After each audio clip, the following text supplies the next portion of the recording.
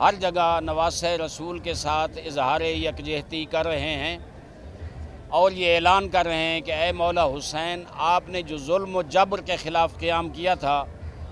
ہم آپ کے راستے پہ چلتے ہوئے ہر دور کے ظالم کے مقابلے میں اور جابر کے مقابلے میں کھڑے ہیں، کہیں جھکیں گے نہیں۔ یہ مولا کے ساتھ عہد ہے، اور مولا حسین نے جو قیام کربلا کے آغاز میں فرمایا تھا،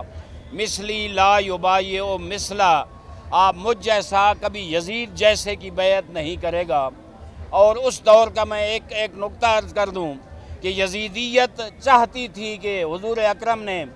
23 سال محنت کر کے جس دین کو انسانیت تک پہنچایا تھا، اس دین کی جڑیں کھوکھلی کر دیں، اس دین کو تباہ کر دیں۔ تو اس کے مقابلے میں نواسہ رسول نے یہ دیکھا کہ جب تک میں بڑی قربانی پیش نہیں کروں گا، اس وقت تک یزیدیت کا مقابلہ نہیں ہو سکتا۔ اور میں یہاں یہ عرض کروں کہ امام حسین اتنی عظمتوں کے مالک تمام امت جانتی ہے، لیکن انہوں نے فیصلہ کیا کہ اسلام کو بچانے کے لیے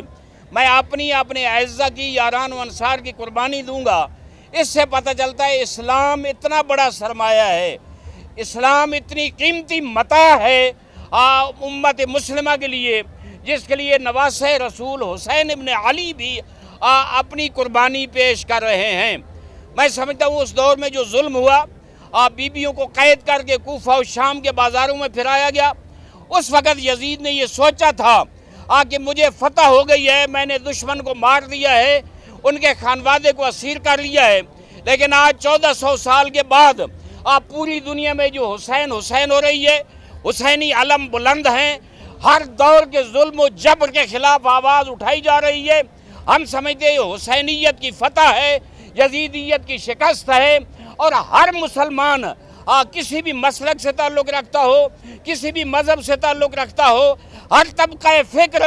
یہ سمجھتا ہے کہ حسین ابن علی نے اتنی بڑی قربانی دے کے